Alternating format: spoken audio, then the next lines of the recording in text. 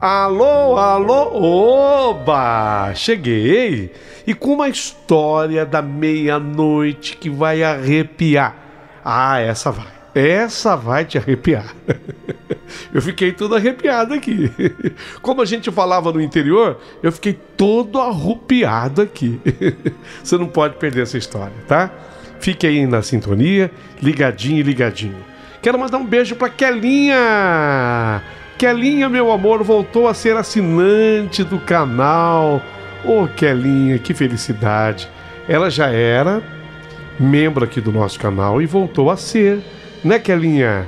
O YouTube me informa aqui, Kelinha, fiquei tão contente. Um beijo pra você, viu, minha querida? A Zero Days. Quer dizer, não tem nenhum dia ainda, né, Kelinha? A Valéria Carvalho de Jesus voltou a ser assinante.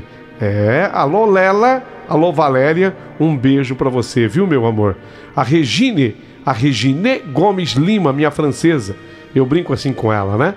Voltou a ser assinante e VIP ainda por cima, ó, faz um dia. A Rosemary Garcia não era assinante, né, Rosemary? Mas agora é.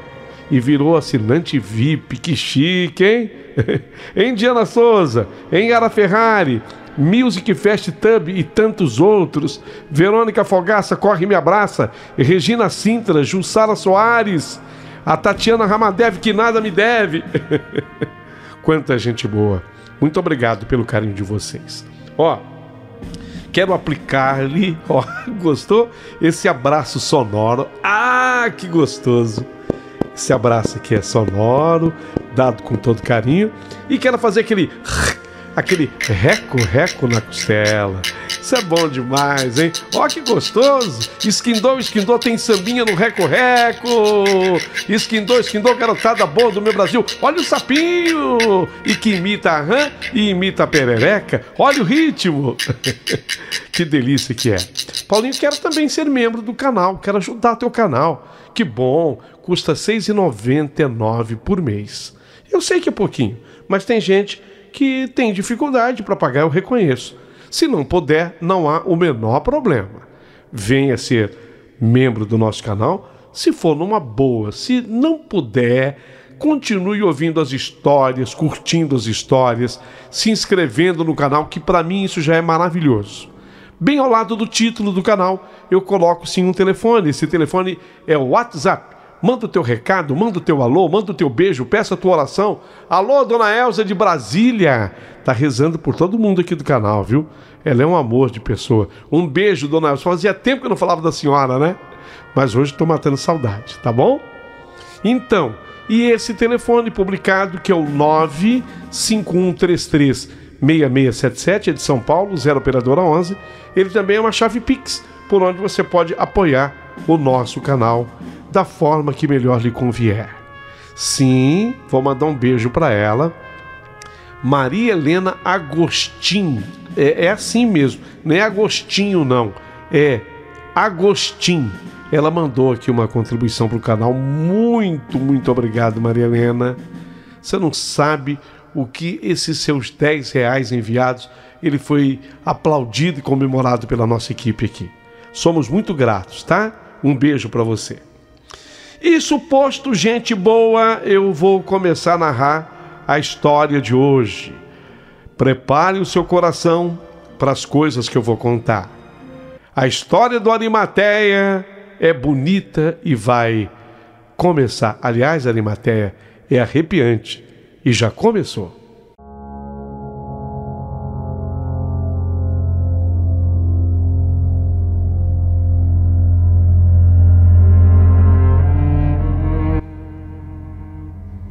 Meu querido amigo Paulinho Boa Pessoa, meu nome é Arimateia Fonseca Birne, mas eu sou muito conhecido como Ari.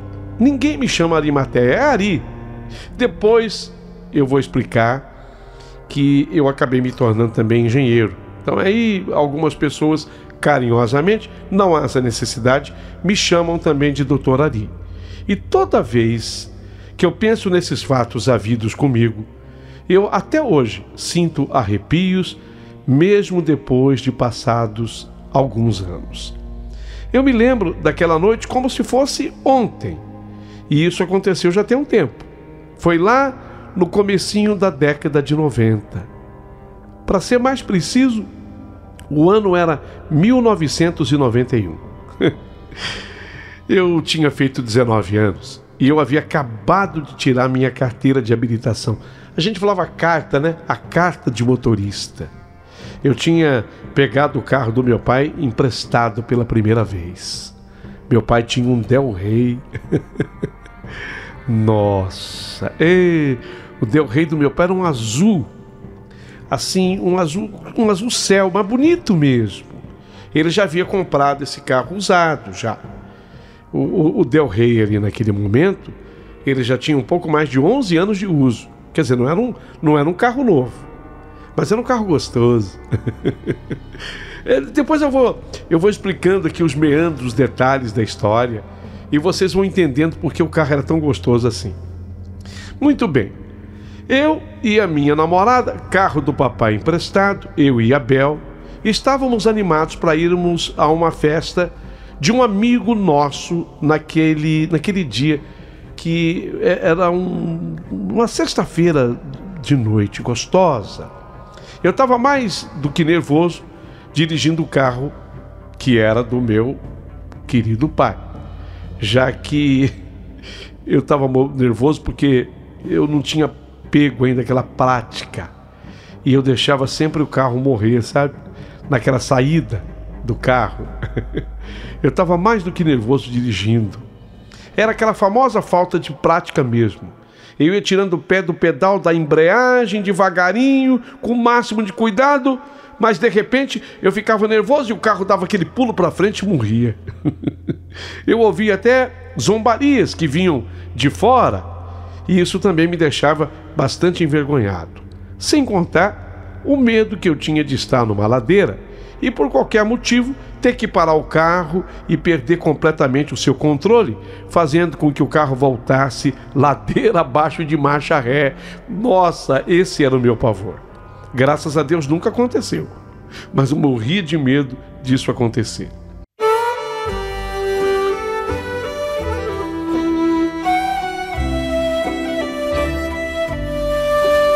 Era o mês de agosto, mas o ar ainda estava quente e a lua bonita, era uma lua cheia naquela noite, sabe? Amarelada assim, ela não estava clarinha. Não sei se vocês já observaram a lua do mês de agosto, ela é a mais amarelada. Apesar de ainda ser inverno, era inverno, agosto. Eu me lembro que havia muitas nuvens escuras de chuva no horizonte e elas estavam se aproximando bem da terra. Então, tirando o nervosismo com o carro, eu e a Bel, minha namorada, chegamos à festa e eu me lembro que foi uma festa das mais gostosas que fomos. Muita dança, tinha uma comida boa na festa, uma comida gostosa. E quando nós pensamos que a festa já tinha acabado, eis que de repente chegou mais um músico. Eu me lembro, era um senhor, e ele chegou com a sua sanfona, tirou do estojo, ele era um exímio sanfoneiro, e ele começou a tocar, e o baile que nós achávamos que tinha terminado, aí foi que pegou fogo. Isso fez com que o nosso tempo na festa fosse aumentando cada vez mais. A Bel ainda se admirou ao olhar no meu relógio. Eu tinha um Seiko. Vocês lembram desse relógio? Seiko. Ele era chamado o suíço mais pontual do mundo. E ela verificou que eram 2h20 da manhã. Meu Deus, a festa estava prevista para acabar, 11h30 da noite. 11h30, uma festa que começou tipo 8 da noite. Já 2h20 da manhã. Foi nessa hora que ouvimos quando o sanfoneiro anunciou a última música que ele tocaria. Tinha sido um pedido do meu amigo, o dono da festa, porque a vizinhança já tinha começado aquela chatice, né?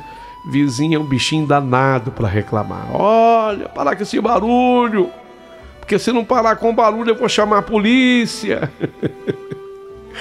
Naquela cidade gostosa e pacata do interior, já tinha esse tipo de movimento naquela época. Então o dono da festa, ele chegou até o sanfoneiro e falou: o senhor agora tem que parar mesmo, não tem jeito. A vizinhança começou a reclamar. Teve ainda o famoso pessoal da festa, né? Ah, não tem aquele... Ah, agora que tá gostoso. Mas todo mundo se tocou. Já era a hora mesmo. Até já passava da hora de irmos embora. Eu e a Bel fomos embora. Quer dizer, mais ou menos, vocês vão entender. Entramos no carro. E aquela sensação de estar de carro dava todo conforto e segurança para o casal. Embora eu tivesse que ter muito cuidado para não deixar o carro morrer. O carro do meu pai, já dissera, era um Del Rey de uns 11 anos de uso. Montamos no carro e fomos que fomos. O Del Rey deu conta do recado e nós ganhamos tranquilidade. Até parecia que eu havia ganhado bem mais experiência com o carro. E de repente bateu aquela vontade de curtirmos ainda mais um pouco. Tanto eu quanto também a Bel. A ideia partiu da minha namorada. Foi a Bel que falou: amor, ainda é cedo pra gente voltar pra casa. Ainda é cedo. Vocês estão me entendendo, né? Ela tinha razão. A noite estava muito gostosa e a adrenalina da festa passada ainda corria em nossas veias de jovens. Então, com os vidros do Del Rey aberto, nós começamos a dar voltas pela cidade, mas sem um lugar definido para irmos. Você sabe como é que é a cidade do interior?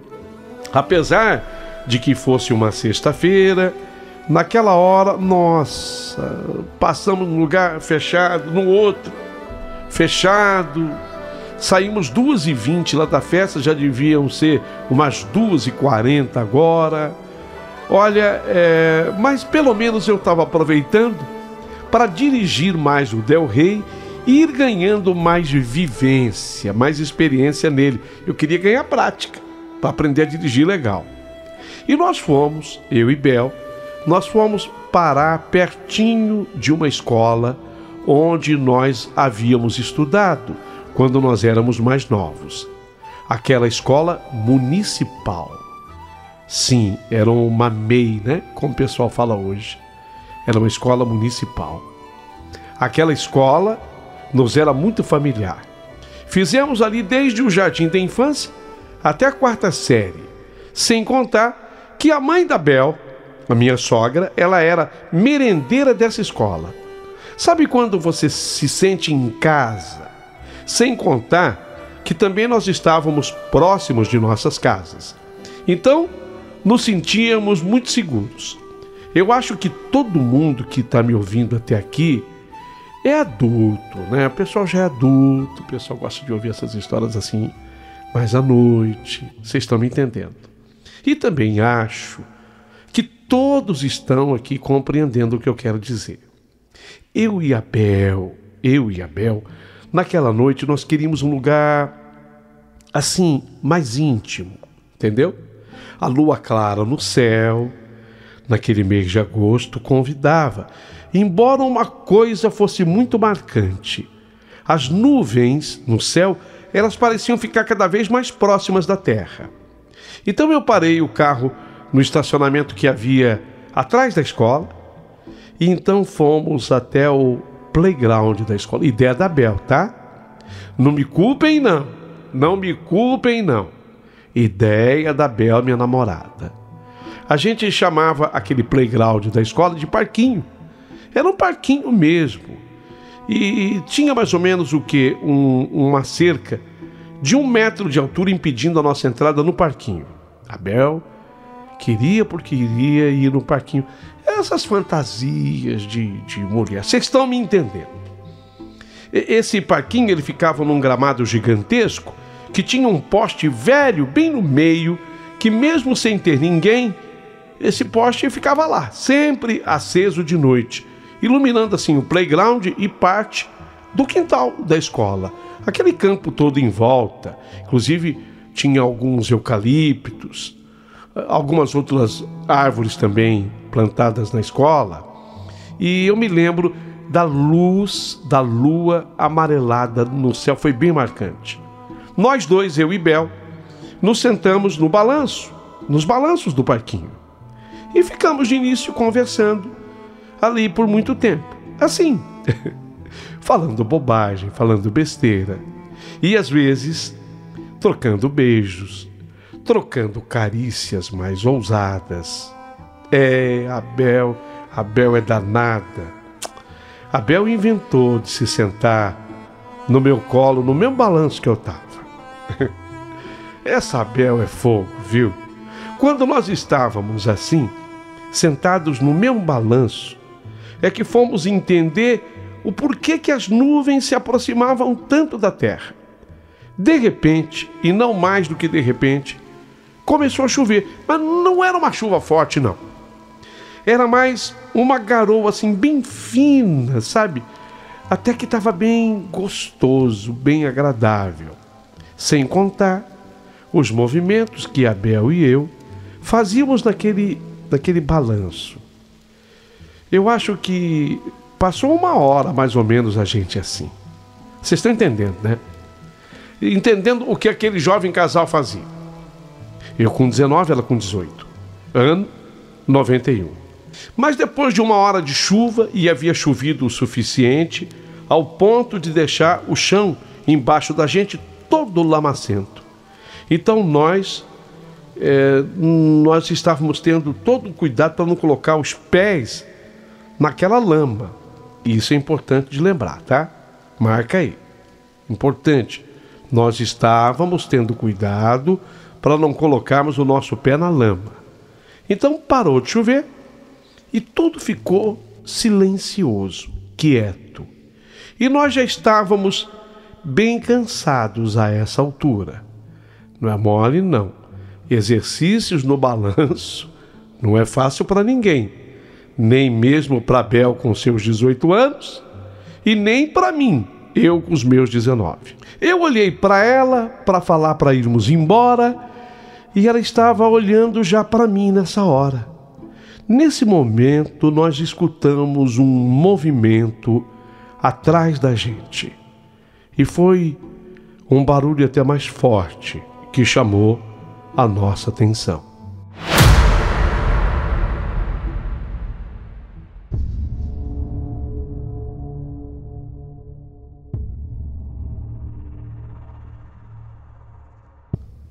A mais ou menos uns 50 metros de onde estávamos, alguma coisa vinha rastejando no chão na penumbra. Um pouco depois do alcance da luz da lâmpada do poste, aquela coisa vinha, mas rastejando no chão. Nós dois ficamos perplexos e olhando aquilo com horror, sem falar nada um para o outro. Nós ficamos olhando enquanto aquela coisa rastejava, mas vindo na nossa direção, sempre ficando na penumbra. O que era aquilo? Quando nós conseguimos apurar melhor a vista e a coisa veio mais perto da luz, então nós começamos a entender que aquilo que vinha rastejando no chão tinha uma forma humanoide. Humanoide é uma mistura do humano com qualquer outra coisa que não seja humana. Era escuro, só que aquela coisa não usava roupas. Aquela coisa estava nua. A coisa estava deitada sobre a barriga, os braços estavam largados ao lado do corpo, junto da cintura. Mas eis que, de repente, aquela coisa se virou de barriga para cima e vinha agora rastejando de costas ao nosso encontro. Foi nessa hora que aquela coisa humanoide mostrou sexo. Era macho. Eu quero dizer com isso que aquela coisa tinha um membro ereto, olhando para a lua. Vocês entenderam? E vinha de costas para a gente. Mas o mais assustador, além do fato de estar se movendo na nossa direção, era o modo como aquela coisa se movia. E as pernas daquela coisa rastejava para frente e para trás, sem mexer, parece que nada além dos pés. E as pernas, se você olhar a estrutura normal do joelho humano, eles dobram para trás. Só que os joelhos daquela coisa dobrava ao contrário, ou dos dois lados. Eles dobravam para frente e também para trás. Imagine se você estivesse deitado no chão com a barriga para baixo, ora para cima, e os braços juntos do corpo, e os seus joelhos estão apontados para cima ao invés de estarem encostados no chão. E o contrário também é verdadeiro. Só que quando ele ficava de barriga para cima, a gente via o sexo daquela coisa também. Quando ele chegou um pouco mais perto da luz, foi aí que eu me assustei ainda mais. Porque ele tinha chifres. Sim, aquela coisa humanoide tinha chifres na cabeça, lembrando mais a cabeça de um boi, assim, no escuro, foi o que me lembrou. Eu e Abel ficamos olhando aquilo com muita tensão e medo, tensão. Não é atenção, também é atenção, mas muito mais tensão e medo por alguns segundos. E nós dois tínhamos parado de respirar, sendo o único som que ouvíamos era o som da água, que agora escorria e pingava de alguma árvore. Como eu disse, ali nós tínhamos algumas árvores. Aquela coisa se moveu mais para perto da luz e agora levantou a cabeça. Então eu vi que tinham os chifres, mas apenas 2 buracos negros no lugar dos olhos, onde os olhos deveriam estar. Aí não deu para suportar o medo, o horror. A minha namorada Bel e eu pulamos dos balanços para a grama molhada e ainda tínhamos que ajeitar nossas roupas. Não dava para correr porque a roupa prendia a nossa perna. Vocês estão entendendo? Mas fizemos isso tudo em questão de segundos. E corremos para o carro que estava a mais ou menos uns 15 metros dali. Em alguns segundos de pânico, nós chegamos ao carro, mas eu não conseguia fazer o Del Rey pegar.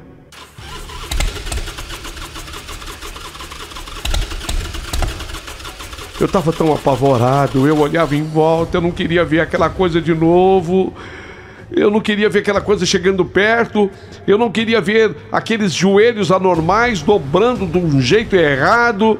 Eu não queria ver aqueles olhos negros, sem alma, sem vida. Eu não queria ver aqueles chifres na cabeça daquela coisa. E principalmente eu não queria ver o sexo ereto daquela coisa. Não. Eu tinha certeza que aquela coisa viu alguma outra coisa na Bel. Lógico, era macho. Eu estava com medo de primeiro ligar o carro e depois deixá-lo morrer. Porque você sabe, eu não tinha aquela prática na saída do carro. Na primeira, eu pisava na embreagem, engatava a primeira, mas na hora de tirar o pé da embreagem, o carro pulava para frente, engasgava e morria. E foi exatamente o que aconteceu devido ao meu nervosismo. E eu que achava que eu já estava prático no tal do Del Rey. Eu fiquei com a cabeça baixada, olhando a direção do carro. E então, eu não sei como, sabe? Eu virei de novo a chave, dei na partida, o carro pegou.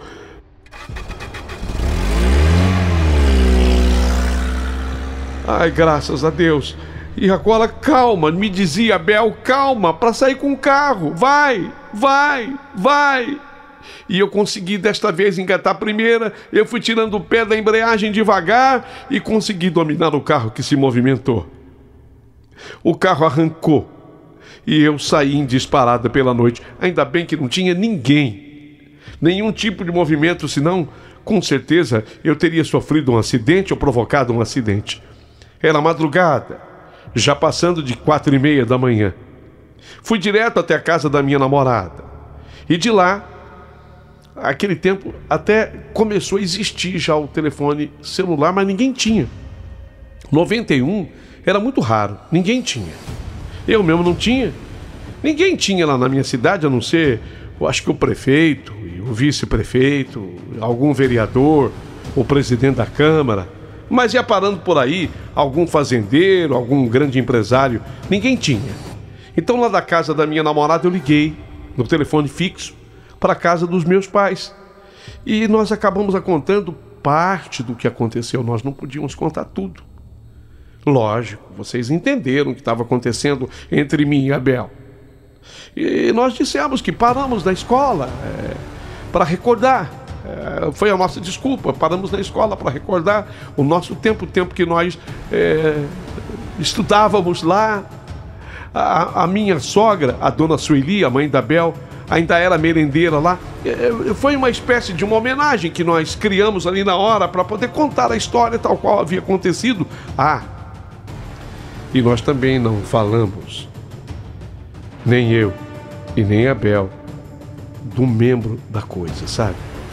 Que foi, na verdade, o que mais havia me assustado. Eu não sei se a dona Sueli, a mãe da Abel, acreditou na minha história, meus pais. Eu só sei que eu preferi ficar naquele dia na casa da Abel. Tudo bem, nem teve mais nada daí pra frente, tá? Até porque a casa dela deveria ser respeitada. Mesmo a mãe da Abel não tendo acreditado muito na minha história, assim mesmo no sábado, quando amanheceu, não haveria aula na escola. Fomos até lá. O sol nasceu e pelas primeiras horas da manhã, fui eu, Abel e a mãe dela, dona Sueli. E aí nós contamos nos detalhes para a mãe dela o que tinha acontecido. Paramos na escola, aquela história da homenagem à escola, de matar a saudade. Ela acreditou na história e ficou assustada com o que eu falei que nós vimos. Meus pais também acharam que devia ser alguém querendo assustar a gente. Meu pai, especialmente, não acreditava que pudesse ser nada do outro mundo, embora eu tivesse certeza absoluta que fosse. Fomos de novo no parquinho, olhamos os balanços para ver se tinha alguma marca, alguma coisa. Nada, não havia marca nenhuma nos balanços. No entanto, havia pegadas grandes naquele barro que tinha existido pela madrugada. Observa bem, o meu sapato é 41. E nós encontramos pegadas bem maiores do que os meus pés.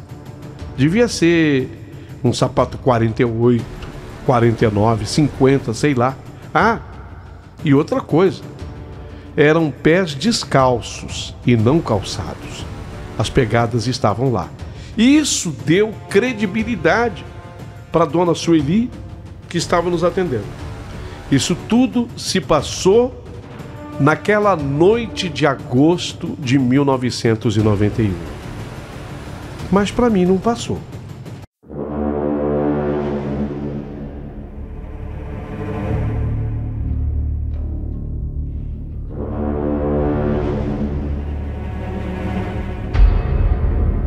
A verdade foi que eu fiquei muito impressionado com tudo que eu vi na escola. Aquela coisa que surgiu, queria na verdade participar de tudo que já acontecia entre mim e a Bel, minha namorada. Tanto que ele vinha com um grande membro ereto. Deu para vocês entenderem, né? Eu tinha cismado com isso. Algo assustador. Só que esse detalhe, nem eu e nem a Bel, nós falamos nem para a mãe dela e nem para os meus pais. Apenas descrevemos a coisa com toda a sua rudez e feiura. Mas eles nem imaginavam o quanto a coisa era feia. Nossa, era bem feia. Eu fiquei com tudo isso na mente e eu nunca mais esqueci. O que aconteceu foi que o tempo passou e eu, depois de muito esforço e sacrifício, me formei em engenheiro civil. Prestei um concurso público e acabei contratado pela prefeitura porque eu fui aprovado nesse concurso. Acabei sendo contratado pela prefeitura local. Certa ocasião, me chamaram como engenheiro da prefeitura para que eu estruturasse uma reforma naquela escola municipal. Aquela onde eu tinha namorado com a Bel. Fui atrás das plantas antigas da escola. Das plantas que eu digo não são ervas, não. Não estou falando da natureza, mas das plantas de construção civil. Fui atrás das plantas antigas. E o que eu descobri me deixou de cabelo em pé. No passado, coisa dos anos 50, no fundo do terreno da escola havia uma casa. Essa casa tinha sido demolida em 59. E naquela casa morava um homem solitário que construiu sua casa ali com o objetivo de abusar das meninas de um colégio de freiras que existia no lugar onde agora havia escola. Agora não, já tinha há muito tempo, há muitos anos. Esse maníaco chegou a molestar 5 moças na época. Só que para fazer isso, sem ser descoberto, ele usava um sobretudo preto e uma máscara com chifres. E aí ele agia. Mas ele acabou sendo descoberto depois da sua 5ª vítima, que era filha de um fazendeiro muito rico. E esse fazendeiro, enquanto o maníaco se encontrava preso, mandou demolir a casa dele inteira, mas não sobrou pedra sobre pedra, a casa que ele morava. E o terreno, esse terreno que pertencia à casa dele, acabou sendo cedido à prefeitura. Então juntou o terreno mais o colégio das freiras e ali virou a grande escola, a grande MEI do município, a escola municipal, que além das salas de aula, ainda tinha também aquele quintal grande, com parque, com quadras e até campo de futebol. Esse maníaco, ele acabou sendo morto no presídio.